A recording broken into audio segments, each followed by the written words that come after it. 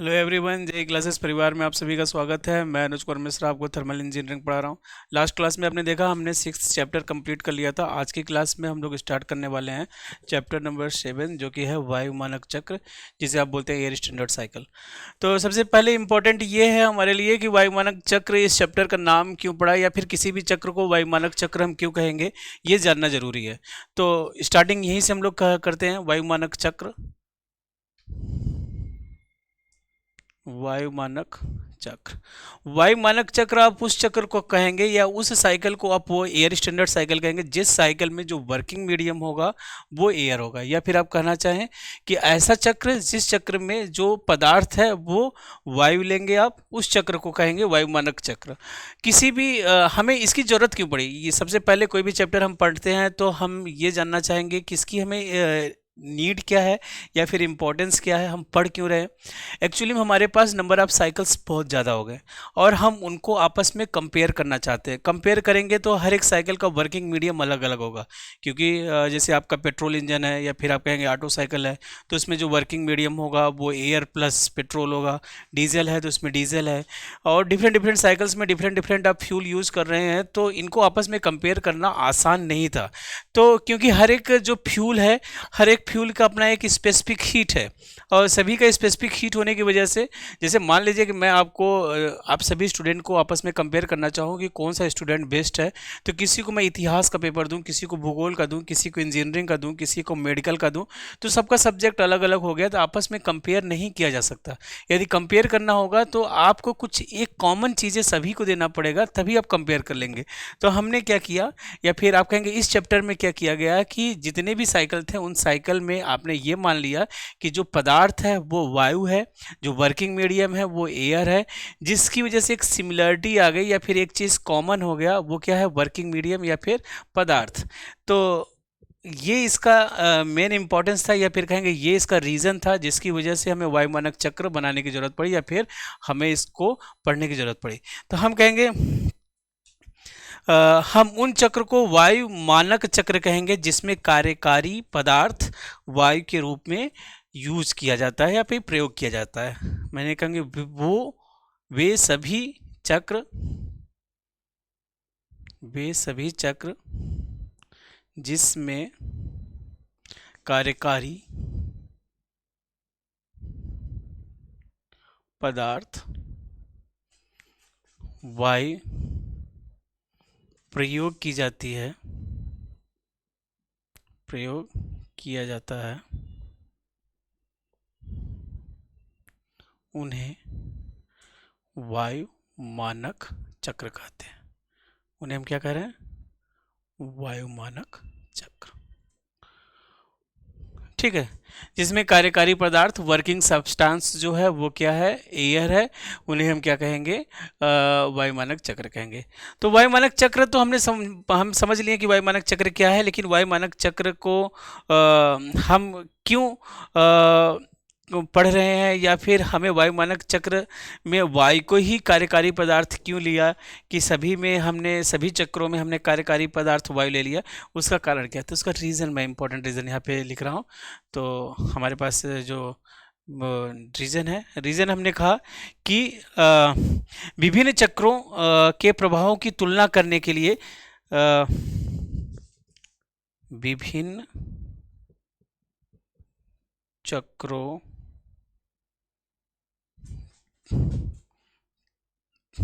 विभिन्न चक्रों की तुलना करने के लिए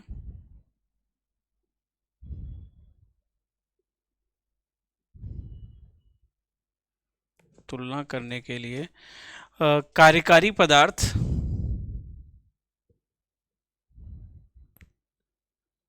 पदार्थ वायु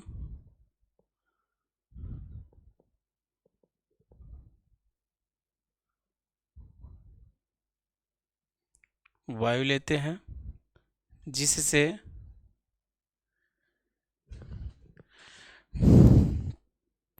स्पेसिफिक हीट, जिससे स्पेसिफिक हीट का प्रभाव, स्पेसिफिक हीट का प्रभाव चक्र पर नगण्य हो जाए।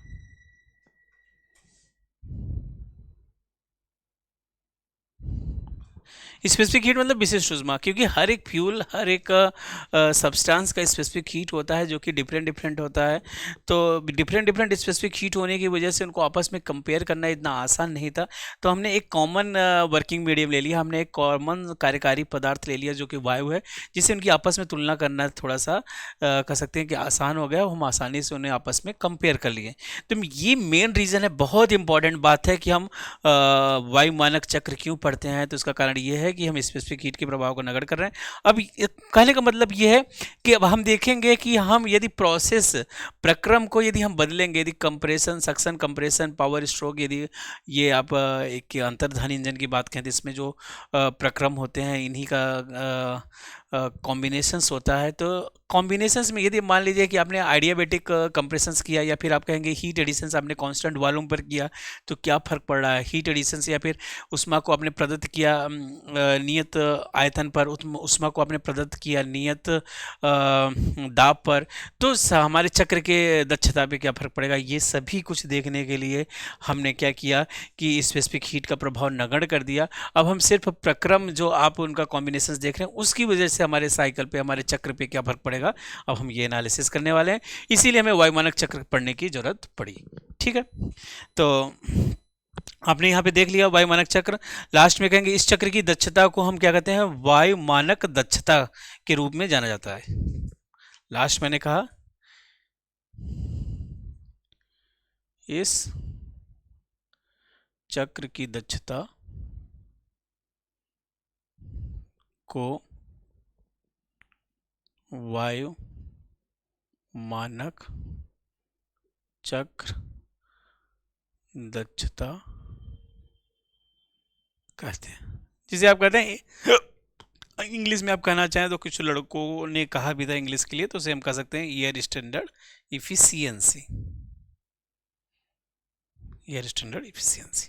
ठीक है, तो आपने देखा कि हमारा ये जो साइकिल है या फिर हमारे चैप्टर है एयर स्टैंडर्ड साइकिल है, और इसमें जितने भी साइकिल होंगे जो इफिशियंसी कहलाएगी वो क्या कहलाएगी, एयर स्टैंडर्ड इफिशियंसी। ठीक है, नोट डाउन कर लीजिए आप। नेक्स्ट टॉपिक की तरफ हम मूव करते हैं।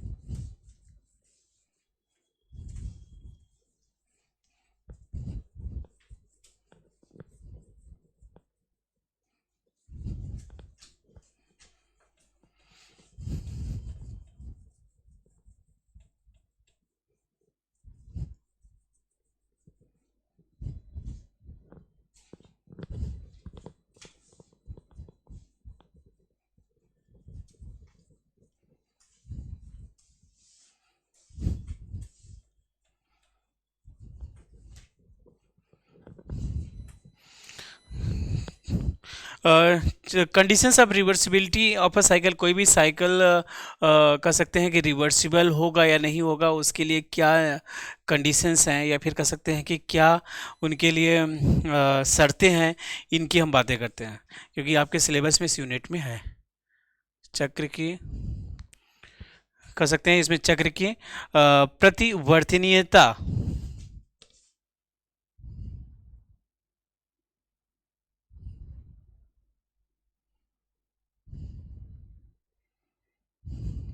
के शर्त, क्या क्या शर्त होंगे कोई भी साइकिल रिवर्सिबल, या फिर कहेंगे कंडीशन ऑफ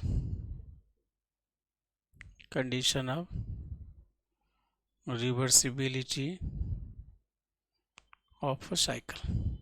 कोई भी साइकिल रिवर्सिबल होगा उसके लिए क्या शर्त होंगे, क्या कंडीशंस होंगे, तो ये सब बातें हम करने वाले हैं।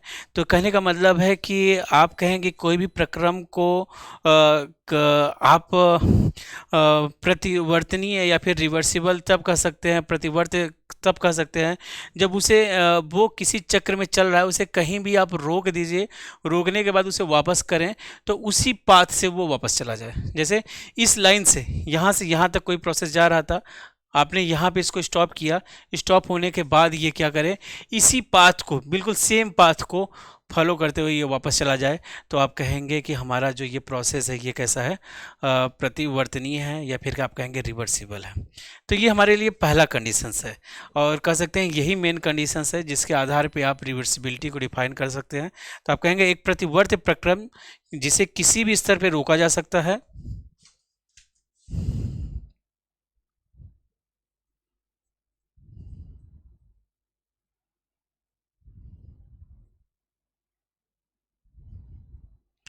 जिसे किसी भी स्तर पर रोका जा सकता है,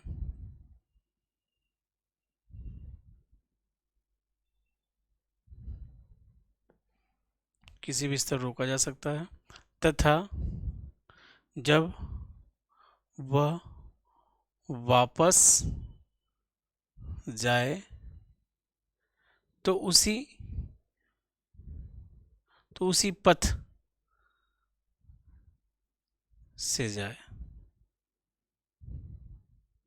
तो उस आप कह सकते हैं कि चक्र, वो जो चक्र है उसे आप क्या कहेंगे, रिवर्सिबल कहेंगे, या प्रक्रम जो है उसे क्या कहेंगे, विपरीत दिशा में जाए तो उसी पथ को फॉलो करें। तो आप कहेंगे कि कुछ उदाहरण परिवर्तनीय या फिर रिवर्सिबल के कुछ उदाहरण, तो मैं कहूँगा फ्रिक्शनलेस प्रोसेस या घर्षण रहित प्रक्रम। मैंने क्या कहा, पहला एग्जाम्पल की मैं बातें कर रहा हूँ, एग्जाम्पल। तो पहला एग्जाम्पल जो है वो है फ्रिक्शनलेस प्रोसेस। क्या है? फ्रिक्शन लेस प्रोसेस, या फिर आपने कहा घर्षण रहित, ये रिवर्सिबल कहलाते हैं। या फिर आप कहें reversible adiabatic, reversible adiabatic, compression and expansion both, compression and expansion both, ये कहलाएंगे कैसे, ये कहलाएंगे प्रतिवर्तनीय कहलाएंगे, जिसे आप कहते हैं एडियाबैटिक को आप क्या कहते हैं, रुद्रोष्म, रुद्रोष्म। कंप्रेशन को आप बोलते हैं संपीड़न, और इसको बोलते हैं आप प्रसार। तो ये हमारे पास कुछ प्रोसेस है। तीसरा यदि मैं कहूँगा रिवर्सिबल पॉलीट्रोपिक, भी रिवर्सिबल प्रतिवर्तनीय, पॉलीट्रोपिक को आप कहते हैं बहुविधि, पॉलीट्रोपिक, ये भी कंप्रेशन और एक्सपेंशन बोथ, इसे क्या कहते हैं आप, बहुविधि। ठीक है, तो ये कुछ प्रोसेस हैं जो कि रिवर्सिबल कहलाते हैं, और जिन्हें आप रिवर्सिबल कहते हैं। तो ये चीज़ें तो बहुत आसान हो गई, मतलब ये तो मैंने पहले भी बताया था कि कोई हमारे पास जो प्रोसेस है, दो तरह के नॉर्मली प्रोसेस है, रिवर्सिबल, इरिवर्सिबल। रिवर्सिबल में क्या होता है कि सेम पथ से अब रिटर्न हो जाता है, लेकिन इरिवर्सिबल जो होता है वो सेम पाथ से नहीं, सेम पथ से नहीं कर सकते हैं रिटर्न हो पाता। तो ये चीज़ें तो पहले से हमारी क्लियर है, चैप्टर जब हम स्टार्टिंग के पढ़ रहे थे कॉन्सेप्ट ऑफ थर्मोडायनेमिक्स, तो वहाँ पे ये सब चीज़ें हमने देख लिया था। तो ये यहाँ पे इतना इम्पोर्टेंट नहीं है। अब हम नेक्स्ट यदि हम बातें यहाँ पे नोट पे आप देखना चाहें तो आप कह सकते हैं कि यदि कोई भी प्रतिवर्तनीयता प्रतिवर्तनीयता या फिर रिवर्सिबिलिटी को फॉलो करता है, तो उसमें कुछ बातें हो सकती हैं। बातें क्या हो सकती हैं कि जैसे हीट एडिशंस, या फिर उष्मा प्रदत्त करने का, हीट रिजेक्शंस का। कहने का मतलब है जो आपका सोर्स है, सिंक है, तो जब उसमें कितना सोर्स जो है कितना भी हीट सप्लाइड कर दे, कितना भी हीट प्रदत्त करते, लेकिन उसका टेम्परेचर नहीं चेंज होना चाहिए। सिंक जो है वो कितना भी टेम्परेचर हीट एब्जॉर्ब कर ले, लेकिन उसका टेम्परेचर नहीं चेंज होना चाहिए। ये सब प्रतिवर्तनीयता के कुछ नियम हैं, कुछ शर्तें हैं, या फिर हम कहें कि कुछ मैं इम्पोर्टेंट नोट आपको लिखाता हूँ, ये नोट करिएगा, बहुत इंपॉर्टेंट है, जिसकी ज़रूरत आपको आगे भी पड़ती रहेगी।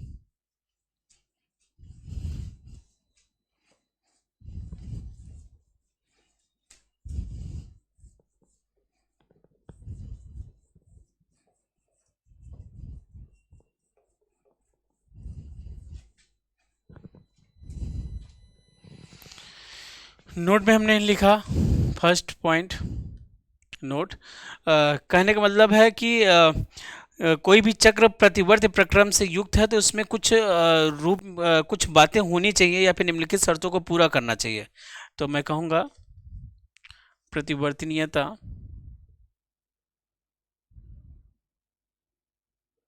प्रतिवर्तनीयता के लिए चक्र को निम्नलिखित शर्तें पूरी करनी चाहिए। निम्नलिखित शर्तें पूरी करनी चाहिए। निम्नलिखित शर्तों को क्या करना चाहिए? पूरा करना चाहिए। फर्स्ट पॉइंट हमारे पास जो है कि प्रतिवर्तनीयता के लिए उसे क्या पूरा करना पड़ेगा, तो पहला ये है कि जब ऊष्मा अवशोषित हो तो कार्यकारी पदार्थ या पिंड का तापमान समान होना चाहिए। जब ऊष्मा अवशोषित हो कार्यकारी पदार्थ या फिर आप कहें पिंड का तापमान समान होना चाहिए। कांस्टेंट, जो मैंने अभी से कहा, सिंक का जो टेम्परेचर। सिमिलरली दूसरा पॉइंट, यदि ये मैंने क्या कहा, उष्मा अवशोषित के लिए कहा, यदि आप कहना चाहते हैं, बात करना चाहते हैं किसके लिए, उष्मा विकिरण, या फिर आप कह सकते हैं कि जब उष्मा खारिज करने पर उसका जो शीत पिंड है या तप्त पिंड, ये पिंड, जो पिंड कैसा है, ये यहाँ पे ये जो पिंड है तप्त पिंड है, और यहाँ पे कैसा आ जाएगा, शीत पिंड। जब उष्मा खारिज की जाए तब कार्यकारी पदार्थ या फिर शीत पिंड का तापमान जो है वो भी समान होना चाहिए। कहने का मतलब है कि मैंने आपसे कहा था कोई सोर्स है, जैसे हमारा सूरज है, सन है, वो लगातार हीट को सप्लाइड कर रहा है, लेकिन उसका टेम्परेचर जो है कांस्टेंट बना हुआ है। हमारे ये एटमॉस्फेयर है, लगातार हीट को एब्जॉर्व कर रहा है, लेकिन टेम्परेचर कैसा है, कांस्टेंट। वो अलग बात है, due to global warming 1 to 2 degree हमारे पूरे वर्ल्ड का जो टेम्परेचर है स्मॉल लेवल पे इंक्रीज हुआ, लेकिन उसे हम नेग्लिजिबल मान के चलते हैं, क्योंकि हमने जो अमाउंट ऑफ हीट रिजेक्ट किया ना इस एटमॉस्फेयर में, वो बिल्कुल बहुत ही ह्यूज अमाउंट है, और उसके कंपैरिजन में जो टेम्परेचर इंक्रीज हुआ है वो ना के बराबर है। ठीक है, तो ये दो बातें होनी चाहिए। तीसरी बातों का यदि हम बात करना चाहेंगे, तीसरी बातें क्या होना चाहिए, तो आप कहेंगे चालन, संवहन, विकिरण द्वारा उष्मा का जो नुकसान है ना उसे नगण्य मानेंगे। चालन क्या होता है, कंडक्शंस, कन्वेक्शंस एंड रेडिएशंस, मैंने लिख भी दिया। हीट ट्रांसफर के 3 मोड हैं, चालन आपने पढ़ा होगा, संवहन जिसे आप कंडक्शंस, कन्वेक्शंस, रेडिएशंस, विकिरण का प्रभाव नगण्य होना चाहिए। इनका प्रभाव क्या होना चाहिए, नगण्य होना चाहिए।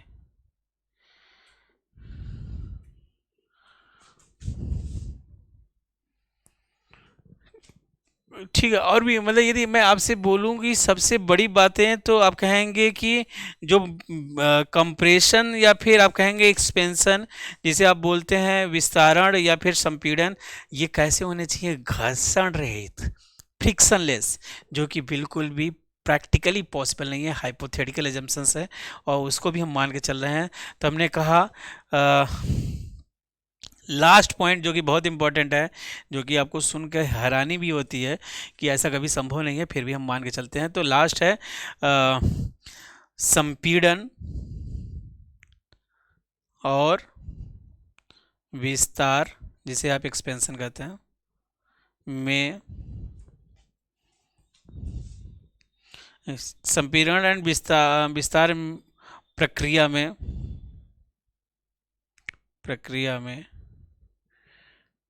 प्रक्रिया घर्षण रहित होना चाहिए। कैसा होना चाहिए, प्रक्रिया घर्षण रहित होना चाहिए, जो कि प्रैक्टिकली कभी भी पॉसिबल नहीं है। तो ये कुछ और भी निम्नलिखित शर्तों का इसे पालन करना पड़ता है यदि परिवर्तनीय आप कोई भी चक्र को देखना चाहते हैं, रिवर्सिबल साइकिल देखना चाहते हैं, तो ये भी कुछ बातें हैं जो कि आपको याद करके रखनी पड़ती हैं। तो यहाँ पे ये हमारे पास ये जो चैप्टर था, इसमें इन्होंने ये भी एक पॉइंट नोट कर रखा था, पॉइंट इन्होंने बोल रखा था, तो हमने इस टॉपिक को भी कंप्लीट कर लिया है।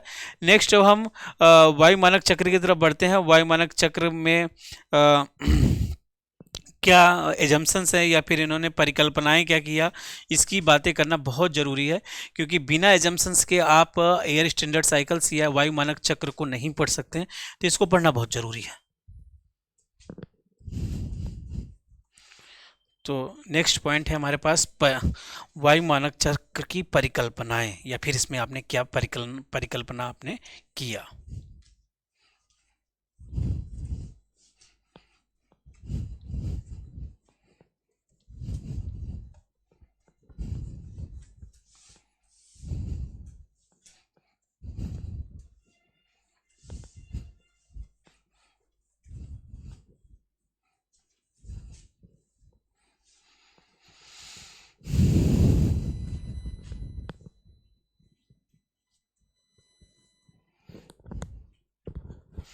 तो वायु मानक चक्र में इन्होंने कुछ बातें की, वायु मानक चक्र में कुछ अवधारणा लिया इन्होंने, एजम्पशंस, या फिर मैंने लिखूं assumptions of air standard cycles. तो क्या है assumption of air standard cycle. Air standard cycles की कुछ एजम्पशंस, या फिर आप कहेंगे वायु मानक चक्र की अवधारणा। वायु मानक चक्र की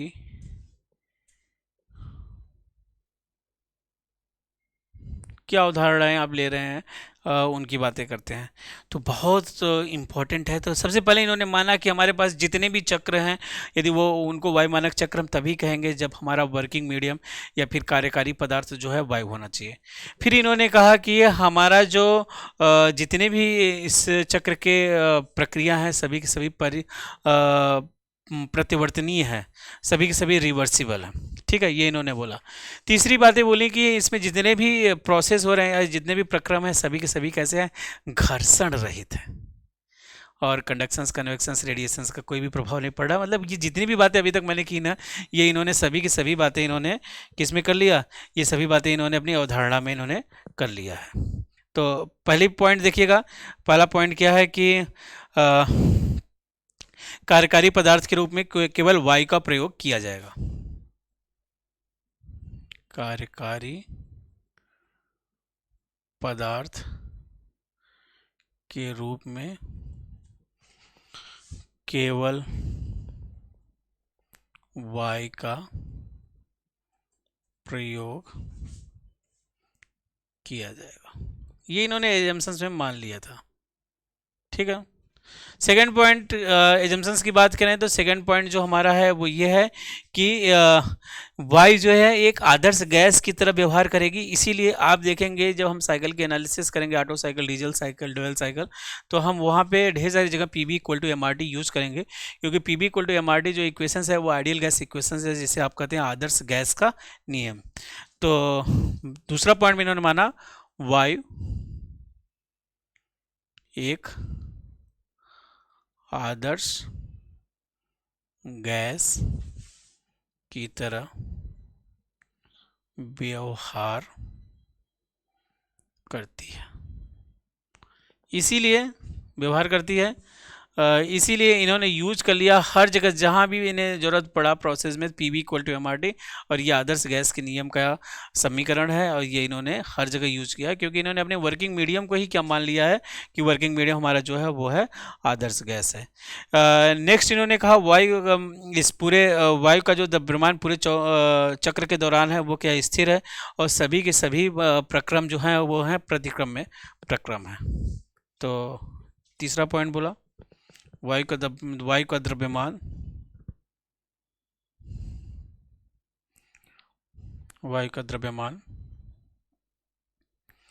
पूरे चक्र में स्थिर रहेगा, मास नहीं चेंज होगा, मतलब कंजर्वेशन ऑफ मास का इन्होंने पूरी तरह से फॉलो किया है। नेक्स्ट, चक्र के पूरे प्रक्रम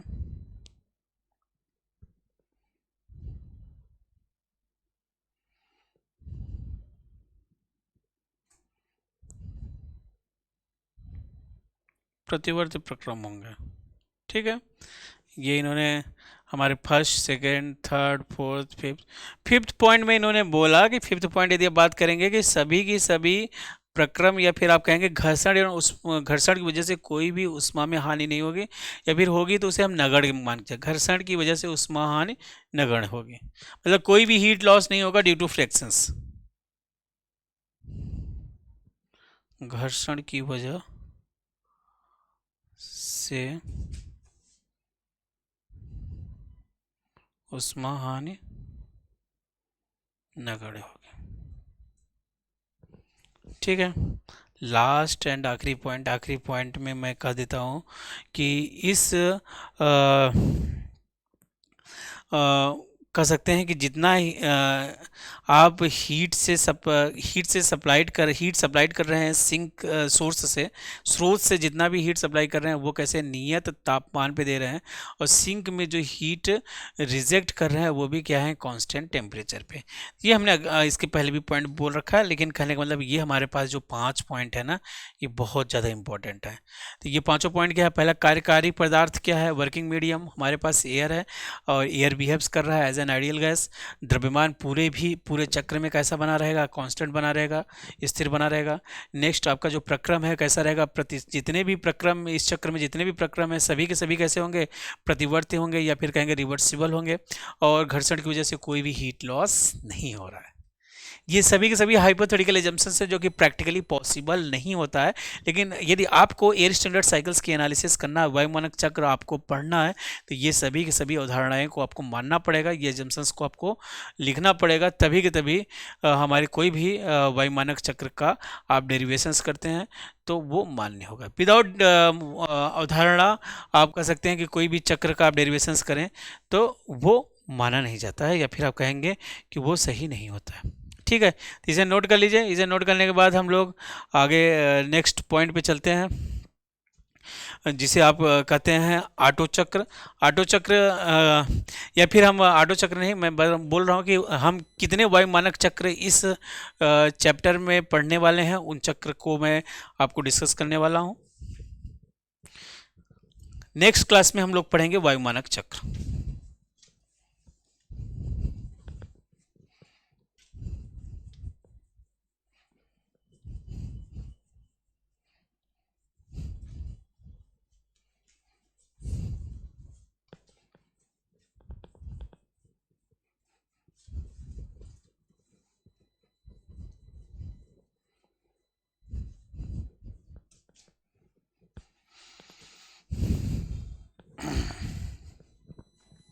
तो इस चैप्टर में हम जो वायु मानक चक्र पढ़ने वाले हैं, कितने पढ़ने वाले हैं, उन चक्रों के नाम आप देखिएगा, ये कौन कौन से चक्र हैं उन चक्रों को आप देखिएगा।